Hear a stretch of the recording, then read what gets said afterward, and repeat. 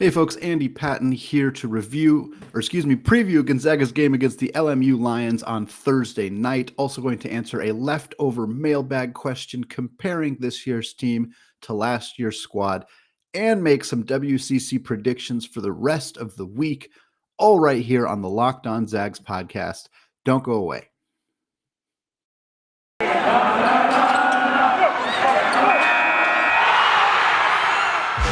You are Locked On Zags, your daily podcast on the Gonzaga Bulldogs. Part of the Locked On Podcast Network. Your team every day.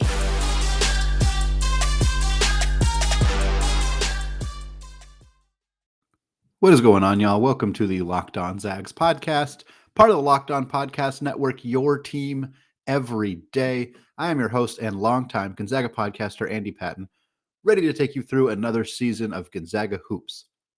I want to thank all of you who make this podcast your first listen of the day. It is wonderful to be a part of your routine. I sincerely appreciate those of you who listen to the show on runs or on your way to work or on your way back from work, whatever your routine may be.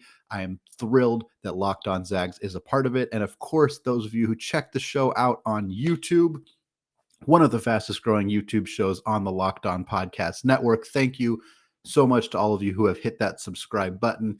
If you have not yet, very simple, go to youtube.com, search Locked On Zags. There's a fancy new homepage. All of the episodes are organized by playlist. You can see all the mailbag episodes, all the Andy Locks episodes, episodes about recruiting, episodes with guests, all of it organized for you all.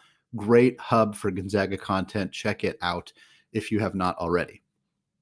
All right, today we are previewing Gonzaga's opponent on Thursday, the Lions of LMU, a team that many people expected to be right in that conversation for top 5 in the conference. I think it was generally accepted that Gonzaga, St. Mary's, BYU, who are always near the top of the standings for the WCC, would also potentially have San Francisco in there. Of course, that has come true very obviously. They have been extremely good this year, right on par with those other two teams. And then Santa Clara and LMU were kind of the next wave of teams right in that group. Up to this point, Santa Clara has really separated themselves, making it a pretty clear, there's really a clear top 4, and then there's a clear top 5 with Santa Clara. And then after that, it gets a bit of a jumbled mess. And part of that is because the hype about LMU coming into the season has more or less completely died out. They were 13-9 last year, the first year under Coach Stan Johnson for LMU. And then this year they returned 82% of their scoring and minutes from last year's team. So to go 13-9, have a successful first year under a new head coach, and then bring back almost everybody, you can understand why there was some optimism that this team would at least challenge for a top 5 spot or potentially be a little bit closer to the big 4 or big 3 in this conference. Unfortunately, just hasn't happened for Stan Johnson and the squad. They're 9-8 on the year. They basically have beaten have beaten the bad teams that they have played and lost to the good teams, or at least better teams than them that they have played. It has been a remarkably consistent schedule for LMU. Unfortunately, they needed to be a little bit better than exactly average in order to make some noise in the conference. They have losses to New Mexico State, Grand Canyon, Florida State. They got pounded by the Seminoles. I think it was 71-45 in that game. Lost to St. Mary's, lost to San Francisco, lost to Nevada. All teams that aren't exactly surprise losses. They played a pretty decent non-conference schedule. Of course, Florida State is a good team, and New Mexico State, Grand Canyon are the best of the WAC. Nevada is a good, solid Mountain West team. So not terribly surprising, but you'd like to see them sneak 1 or 2 of those wins, particularly against the WAC schools, or maybe be one of the many WCC teams that pulled off an upset over a Mountain West school like Nevada. I think Nevada has 4 losses to the WCC, at least 3 losses to the WCC this year, but LMU was not one of them. Unfortunately for the Lions, they just don't really have any good wins. They have one decent win against SMU. They're the number 65 ranked team in the country, according to KenPom. That is their only win in the top 100, and their only other win in the top 200 per KenPom is Tulsa, who is 141st. So they basically have not beat anybody good. it makes it hard to kind of gauge where this team is actually at. They're not beating good teams, but they're not really losing to bad teams. So they kind of just reside right in the middle. A 9-8 record. I think they're 151st in KenPom. So they're pretty much exactly average in the NCAA. They're 145th in offense, according to KenPom, 173rd in defense. So again, average on offense, average on defense. 9-8 record is average. They're just average. That's kind of where they reside. They do, when looking at some of their statistical stuff, one thing that jumps out, they turn the ball over a lot. They're averaging 15.6 turnovers per game, which is 15th in the country. If Gonzaga puts pressure on them, they should get the ball back a lot. There should be a lot of fast break opportunities, a lot of points off turnovers. That's a great opportunity for Gonzaga to get out and run. Of course, we love that. It's always fun to see Rasir Bolton and the rest of the squad just getting out in transition. So I expect to see a lot of turnovers, assuming Gonzaga is able to put some serious pressure on LMU's guards. They're not a very good outside shooting team. This is something that Gonzaga has kind of waffled on their ability to defend the perimeter. We saw them have some really good games locking down the outside shooting. We've seen them have some very bad games doing that, notably the Alabama game, a team that has now continued to lose and make Gonzaga's loss to them look worse. They lost to Georgia last night. Shout out Aaron Cook, his old squad, or an old Gonzaga member on his new squad at Georgia, pulling off a big victory over the Crimson Tide. Regardless, LMU 32.7% three-point shooting team, so not really going to kill you from out there. Everything revolves through Eli Scott on this team. Eli Scott, I believe, is in his 5th year at LMU. He has been around for a very long time, extremely talented forward. He's 6'6", but they kind of play him in like this small ball 4, almost small ball 5 role. He's utilized somewhat similarly to Draymond Green, where they come down the floor, they get him the basketball, everything sort of runs through him. He's averaging 16.7 points, 6.6 rebounds. Again, for a 6'6" guy, 6.5 rebounds, really good. He's a great offensive rebounder. He's averaging over about 2.5 offensive rebounds per game. That's probably going to be a little bit trickier against Chet Holmgren and Drew Timme, guys who are bigger than most of the players that they have played so far this season, but don't be surprised to see him aggressively crashing the offensive glass. He's also averaging 3.5 assists per game. Just a really talented, well-rounded player. LMU always has talent on their roster. They've always had some of the better non-Gonzaga BYU players in the conference. That's been pretty consistent for this program for a very long time.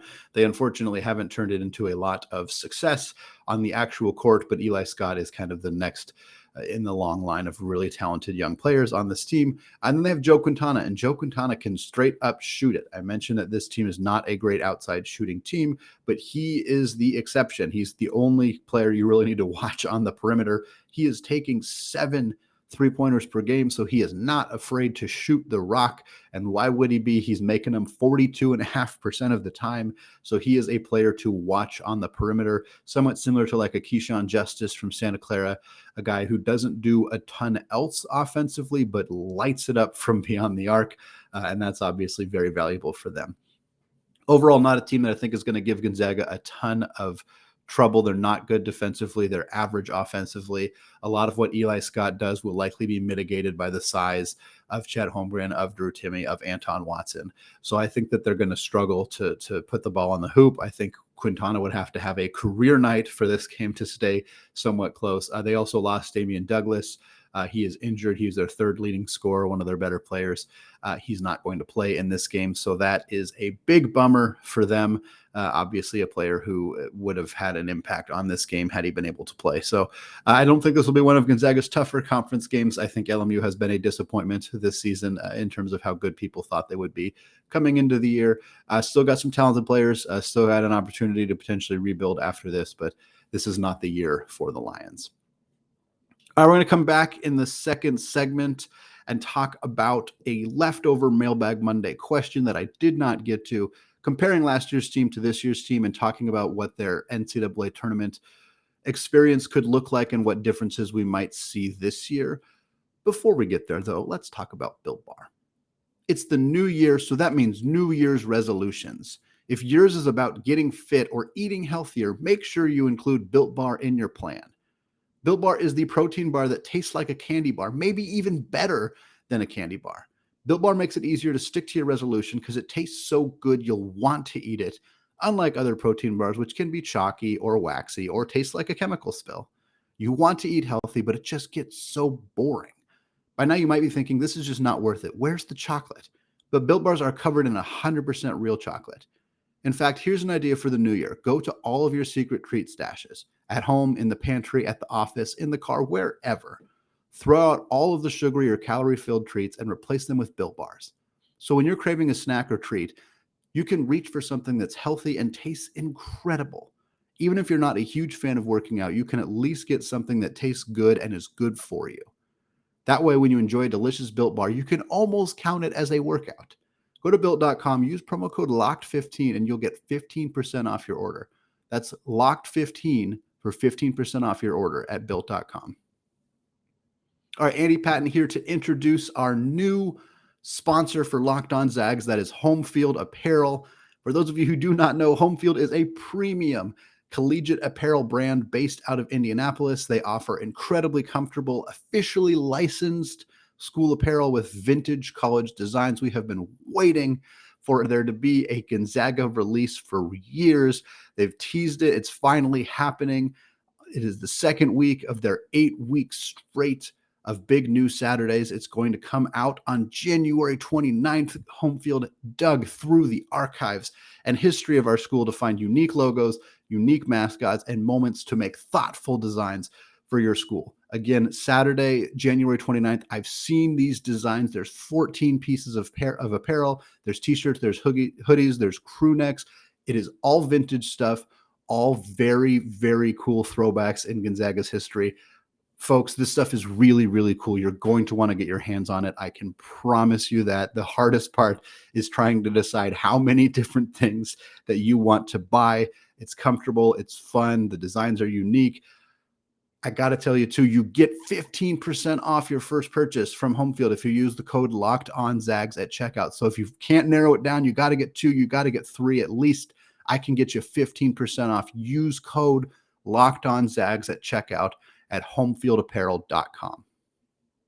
All right, segment 2, still Andy Patton, still Locked On Zags. We're pivoting away from talking about LMU and Gonzaga's game on Thursday. We're going to take this question from Mailbag Monday that I missed via email from Aaron.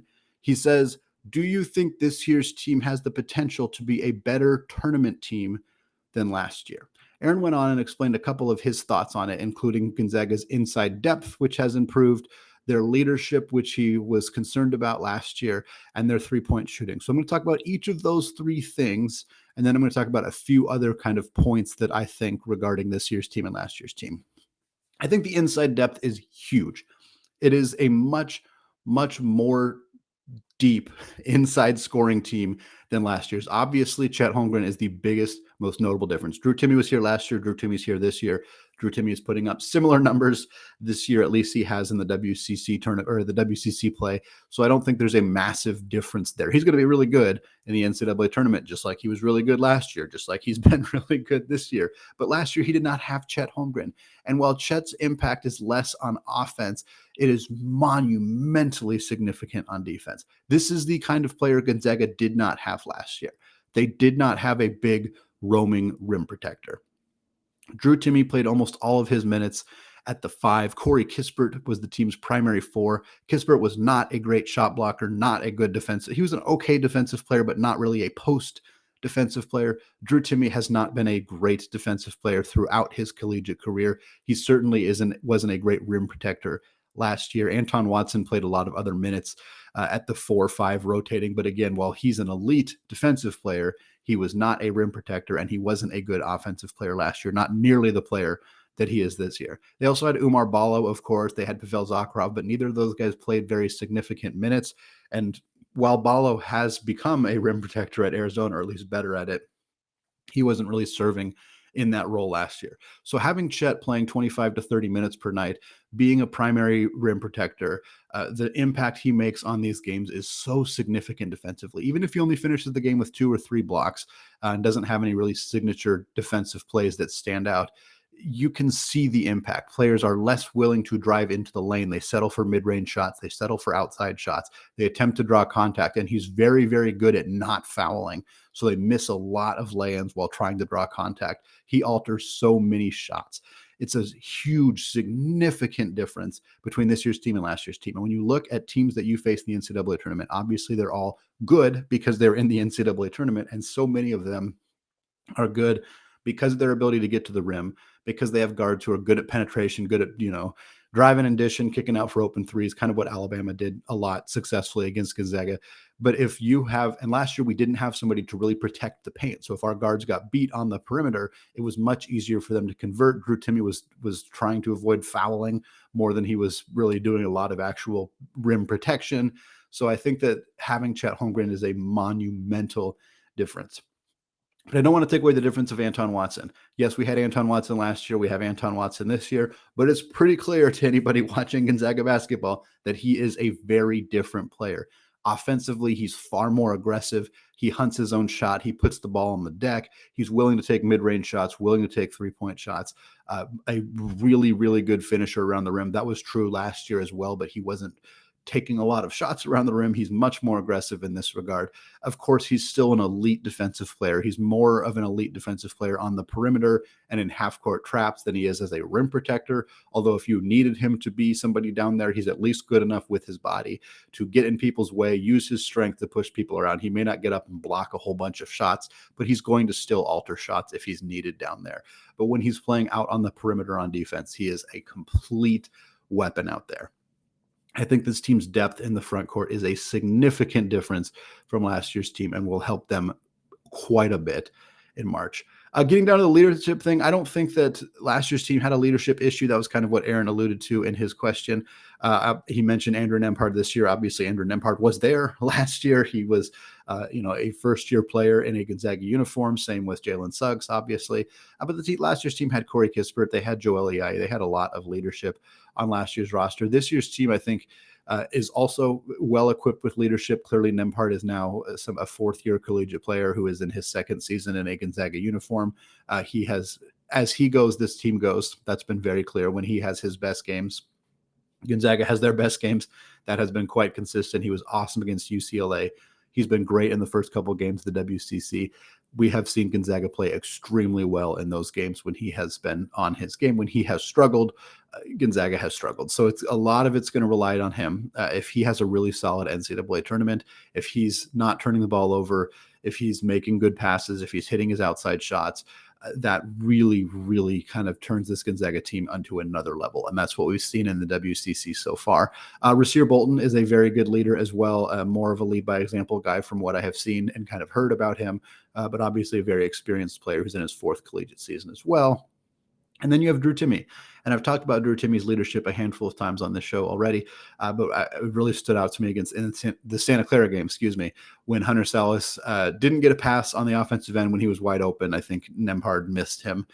He was a little frustrated running down the court because it was a turnover, and then he committed a dumb foul on an easy lay-in for an and one. And it was just a freshman mistake. It wasn't a big deal or anything. It was kind of one of those things, but you saw Drew Timme kind of grab him and pull him aside and talk to him, and you could tell by body language that he wasn't yelling at him. He wasn't mad at him. He wasn't making him feel bad. He was just kind of educating him, just coaching him in a way that you would expect a player to do. I don't know exactly what he said. I couldn't read lips, but it's the kind of thing that you want your veteran players to do. You want them to pull the young guys aside, say, hey, we don't do that. Like, that was a mistake. Keep your chin up, whatever it may be. And I think that Drew has really exhibited that. I think Andrew exhibits that in a strong way as well. Two really good leaders for this program. Obviously, Anton Watson seems like a bit of a quieter guy, but also has been in the program for a couple of years. And the way that he has changed his game and transformed his game this year, he can be a really strong leader as well. So I'm not worried about leadership on this team. I think they're going to be fine. Usually when I've filled out my brackets in the past, excluding Gonzaga, because I always pick them, but when I'm looking at two teams that I think are pretty close, I look a lot at experienced guard play. That to me has always been something that is kind of a tiebreaker, and Gonzaga is going to have that with Nempard, with Rasir Bolton. Even Hickman and Salas are young freshmen. Obviously, they're not experienced in that regard, but they play with a lot of poise. You don't see a lot of freshman mistakes. Salas makes a few occasionally, but Hickman, especially as a primary ball handler, is extremely good at staying poised and not making mistakes, and that's something that is going to help this team a lot in March, to have another primary ball handler who is careful with the basketball. Three-point shooting is obviously a huge one, a significant factor for this team. Last year's team was better as a three-point shooting team. They were more consistent. Corey Kispert was a monster as a three-point shooter. Joel Ayayi was a solid, not great, but solid three-point shooter. Obviously, Jalen Suggs was a decent three-point shooter as well, and Aaron Cook could do it as well. This year's team has been less consistent, but when they're on, they're better than last year's team. Certainly, we've seen in the WCC play so far, they've been one of the best three-point shooting teams in the country. Andrew Nempard has stepped up significantly. Julian Strother is a streaky three-point shooter who has been very good as of late. Rasir Bolton has shot consistently well over 40% all year. He has been a very impressive outside shooter this year, coming into the year as a guy who only shot over 35% once in his collegiate career.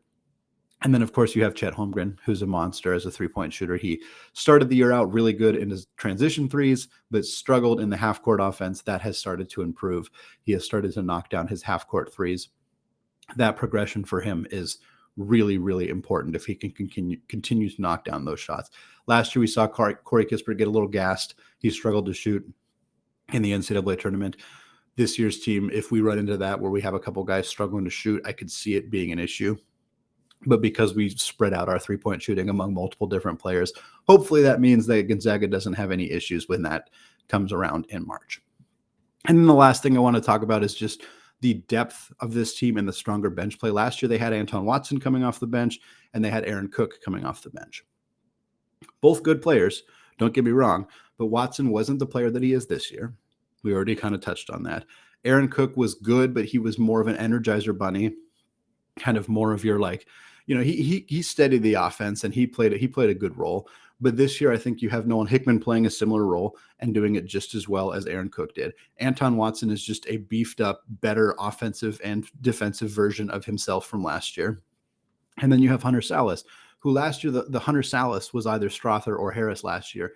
And they played, I think Strother played 5 or 6 minutes per game and barely played in the NCAA tournament. Harris, similar. Salas is going to play more than that. He's going to have a bigger role come March than he has earlier in the season and then those guys had in March last year. And that gives Gonzaga more opportunities to rest some of their starters. It gives the other team a different look. Salas is a lengthy weapon on defense in ways that Aaron Cook was not last year, in ways that none of Gonzaga's guards really were, except Jalen Suggs, were really that lethal defensively. And so Salas coming in gives them a different look. Hickman gives it a little bit of a different look. Anton Watson obviously is better on both sides of the basketball, so he gives a different look than team saw last year. I would like to see Gonzaga not ride some of their starters as much as they did last year. This has been a common criticism of Mark Few, is that he rode Corey Kispert too much last year when they had Julian Strother, who could have played more minutes. And then Kispert looked fatigued and gassed in the NCAA tournament, and it impacted his ability to perform and arguably impacted Gonzaga's ability to win in their final game of the season. If there is an opportunity to give Nolan Hickman more minutes, to give Hunter Salas more minutes, to potentially rest some of those guys so they're only playing 28, 25 minutes per game, potentially that helps them be a little bit fresher in March. It's not a guarantee, certainly. It doesn't necessarily mean things are going to work out 100%, but I think it's a nice opportunity for Gonzaga to rely on their depth in the regular season and potentially in the NCAA tournament to help them be more ready to play those really good teams on, 2 days and 2 games in 3 days like you do in March. All right, third segment, we're going to look at the rest of the WCC games on the docket this week, make some predictions for how those games are going to go. Before we get there, though, let's talk about BetOnline. BetOnline would like to wish you all a happy new betting year as we continue our march to the playoffs and beyond. Even in 2022, BetOnline remains the #1 spot for all of the best sports wagering action. In fact, with the new year comes a new updated desktop and mobile website. Sign up today and receive your 50% welcome bonus on your first deposit. Just use our promo code LOCKEDON to get started. From football, basketball, hockey, boxing, and UFC, right to your favorite Vegas casino games. Don't wait to take advantage of all the amazing offers available for 2022. BetOnline is the fastest and easiest way to wager on all of your favorite sports.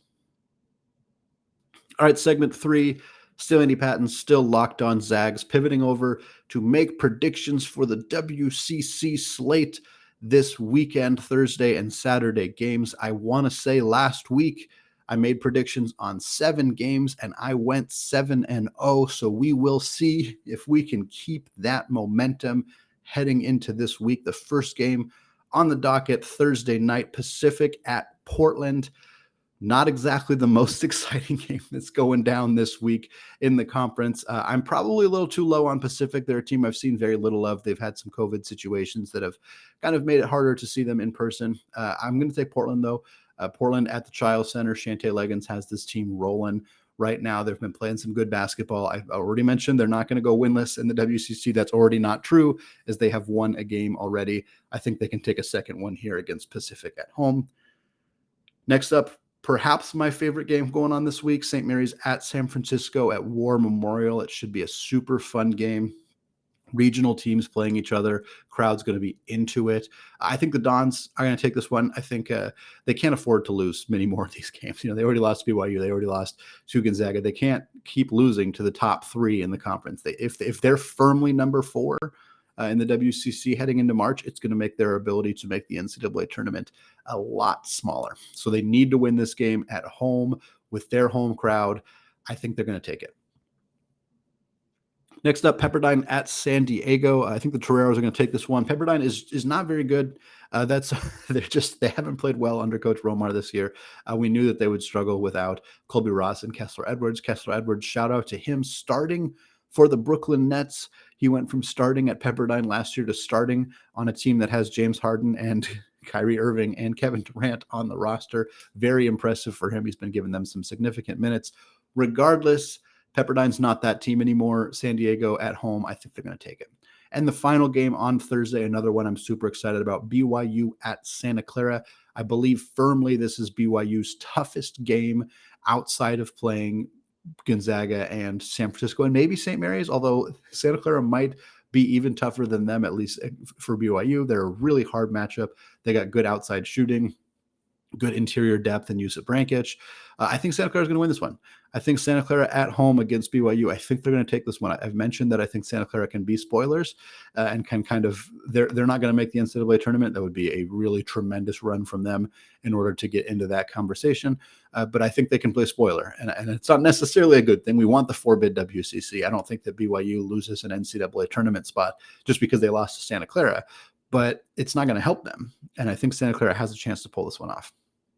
Moving on to Saturday's first game, San Diego at LMU. I think this is a rough week for the Lions.